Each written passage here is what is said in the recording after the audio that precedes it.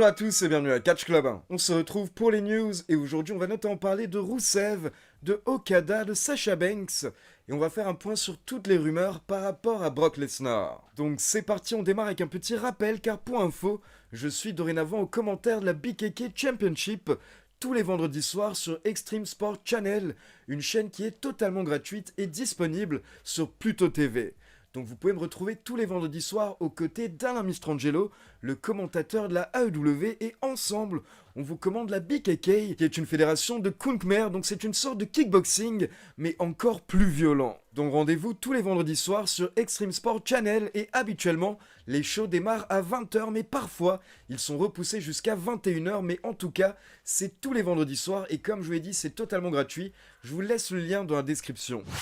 On continue avec des nouvelles de la légende Mick Foley que vous connaissez également sous les pseudos de Mankind, Cactus Jack ou encore Dude Love. Et bien pour info, récemment Mick Foley a effectué une interview lors de laquelle il a déclaré qu'il aimerait bien potentiellement remonter sur les rings une dernière fois, donc ressortir de sa retraite pour un dernier deathmatch, donc un match méga hardcore. Et la raison pour laquelle Mick Foley a envie de faire ça, c'est qu'actuellement, il trouve qu'il a pris beaucoup de poids et il n'arrive pas à se motiver afin de perdre du poids. Donc selon lui, s'il se fixe comme objectif de faire un dernier match, eh bien ça va lui donner une raison, une motivation pour perdre du poids. Et il voudrait perdre apparemment entre 20 et 30 kilos pour pouvoir remonter sur les rings. Et l'objectif de Mick Foley serait d'avoir ce dernier match avant ses 60 ans. Et pour info, à l'heure actuelle, il a 58 ans. Il va avoir 59 ans au mois de juin. Donc ça lui laisse encore 1 an et 3 mois environ pour pouvoir prendre sa décision. Mais le problème,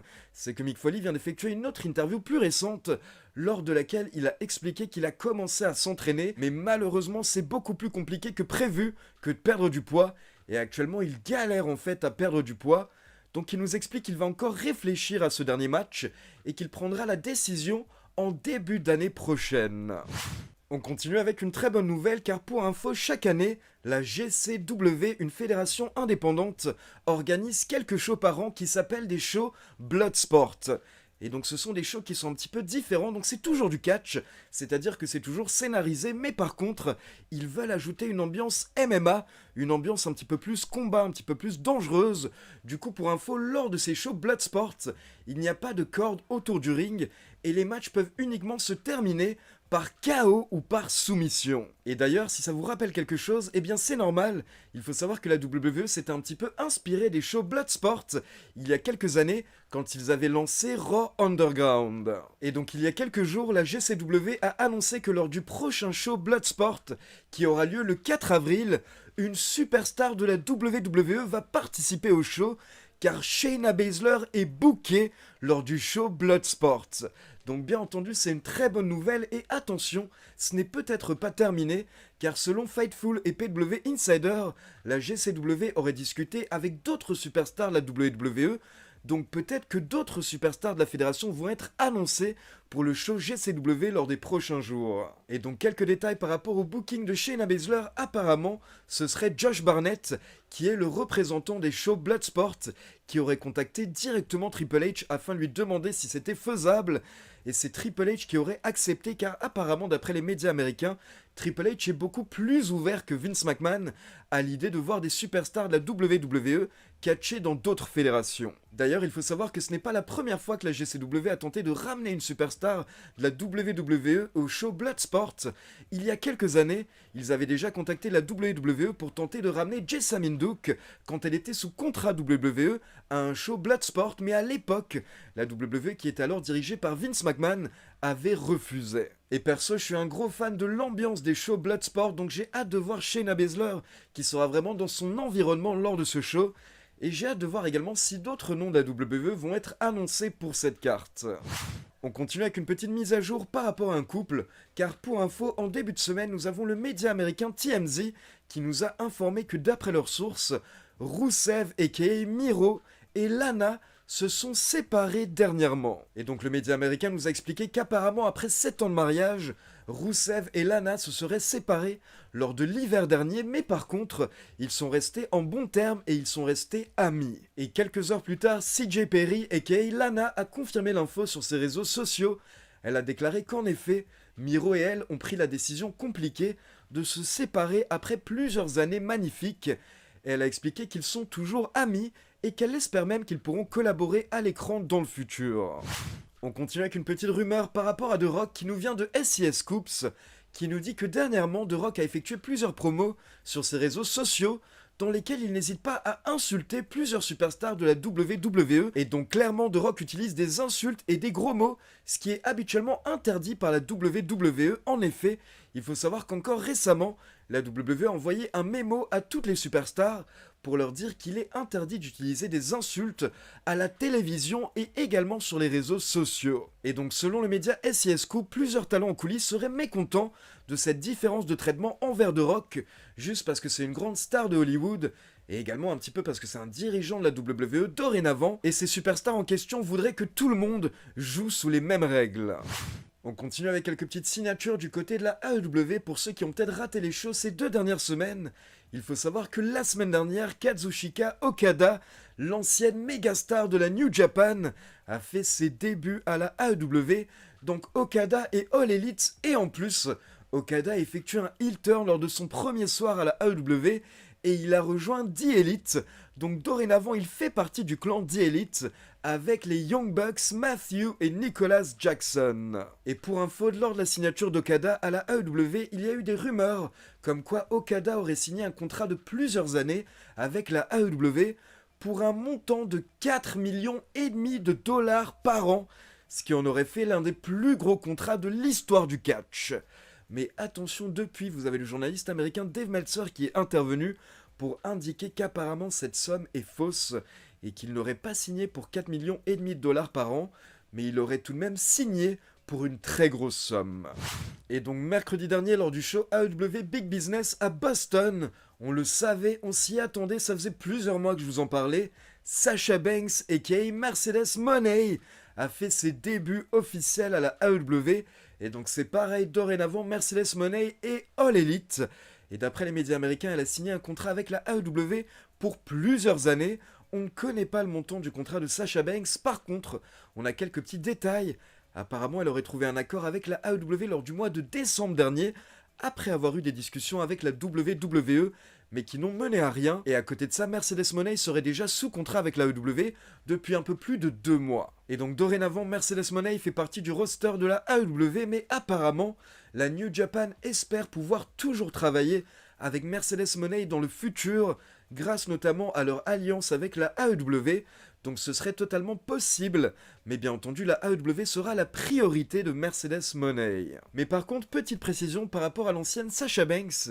il faut savoir qu'il y a quelques jours elle était invitée lors d'un podcast américain, et elle a parlé de son départ de la WWE, et le fait qu'elle a encore plein d'histoires à finir, et là d'un coup Mercedes Moné s'est lâchée et elle a déclaré qu'elle sait très bien qu'elle sera de retour à la WWE un jour. Donc elle a indiqué que les choses ne sont pas terminées et elle a répété qu'elle a plusieurs histoires à finir. Donc Mercedes Moné signe la AEW, mais apparemment au fond d'elle, elle est persuadée qu'un jour, elle retournera à la WWE. J'imagine pourquoi pas pour un dernier petit run, notamment avec sa meilleure amie, Bayley. D'ailleurs, petit détail, il faut savoir que Bayley, Naomi et Tamina Snuka étaient toutes les 3 présentes à AEW Big Business mercredi afin de soutenir Mercedes Moné lors de ses débuts.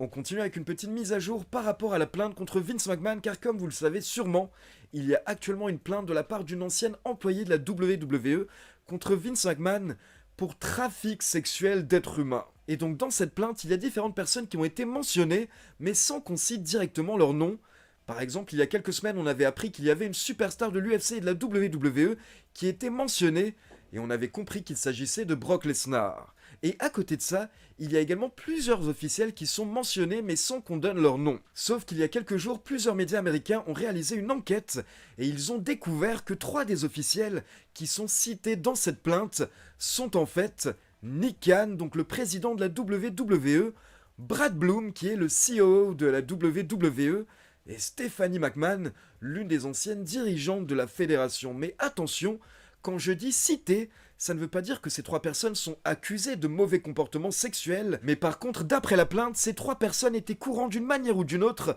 à un degré ou un autre, de la relation entre l'ancien employé Janelle Grant et Vince McMahon, et ils auraient même potentiellement aidé Vince McMahon à cacher certaines choses par rapport à cette relation. Maintenant, comme je vous l'ai dit, et je le rappelle, par rapport à cette plainte, à l'heure actuelle, ce sont des accusations, il y a une enquête qui est en cours, et donc tant qu'on n'a pas plus d'infos, on ne peut pas se prononcer, on ne sait rien, il faut attendre bien entendu que la justice fasse son travail.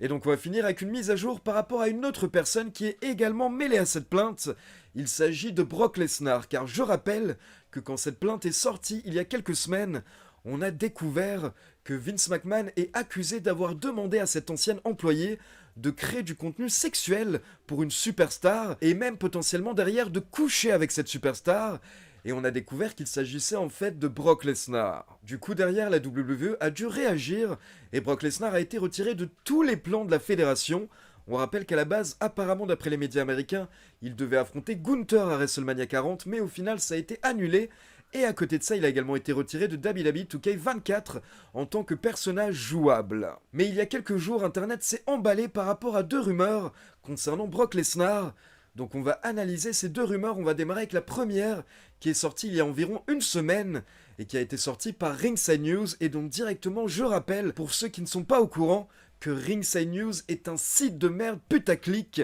dirigé par quelqu'un qui n'a pas toute sa tête et qui a déjà pété des câbles plusieurs fois sur Twitter en commençant à insulter les gens quand il était bourré. Et donc il y a une semaine, ce site vraiment putaclic a posté un article, une breaking news, où ils ont déclaré que Brock Lesnar est de retour sur le site de la WWE dans la partie roster, alors qu'il avait été retiré ces dernières semaines. Et donc Ringside News a indiqué que ça voulait sûrement dire que Brock Lesnar allait bientôt effectuer son retour, ou qu'en tout cas, la WWE tentait de le ramener. Mais pour info, c'était totalement faux, et plusieurs médias américains crédibles, dont notamment Fightful, ont indiqué que Brock Lesnar n'avait tout simplement jamais été retiré du roster de la WWE sur leur site internet.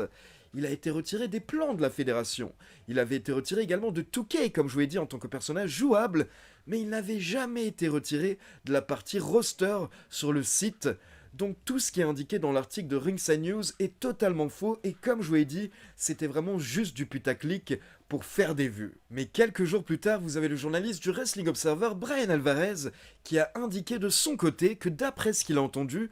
la WWE se serait bougée en coulisses par rapport au retour de Lesnar, et ils se sont activés pour tenter de faire revenir Lesnar prochainement. Et donc là, encore une fois, ça a énormément fait parler en ligne, sauf que quelques heures plus tard, vous avez le journaliste Dave Meltzer du Wrestling Observer, donc le même média, qui a indiqué de son côté qu'il n'y a aucun mouvement en coulisses à la WWE par rapport à Brock Lesnar, et à l'heure actuelle, la WWE ne prépare absolument pas son retour. Et derrière, vous avez également un journaliste de SC Scoops qui a déclaré que suite à ces rapports de mouvements en coulisses, il s'est informé un petit peu auprès de ses sources, et tout le monde lui a dit qu'à l'heure actuelle, il n'y a absolument aucun pitch en coulisses par rapport à un retour de Lesnar, aucune idée créative par rapport à un retour de Lesnar, personne ne s'est activé pour faire revenir Lesnar, donc c'est totalement faux. Et le journaliste de SC Scoops a précisé que d'après ses sources, c'est clair et net, personne ne va s'impliquer pour faire revenir Brock Lesnar, car actuellement en fait c'est tout simplement une affaire légale,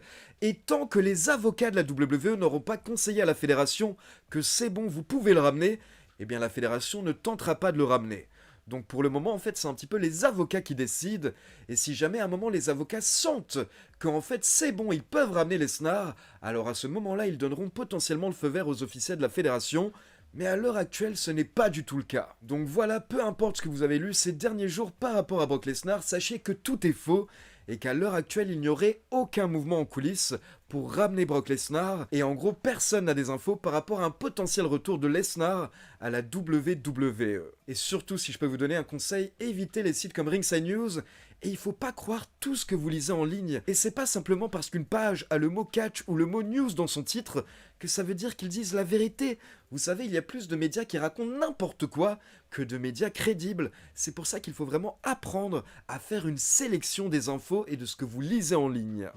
Et donc pour finir, je vous vous avez récemment expliqué que dorénavant je suis partenaire avec la boutique d'Abu Dhabi Euroshop et j'ai effectué ma première commande avec mon code promo CatchClub15 qui vous permet d'avoir 15% de réduction sur toute la boutique d'Abu Dhabi Euroshop.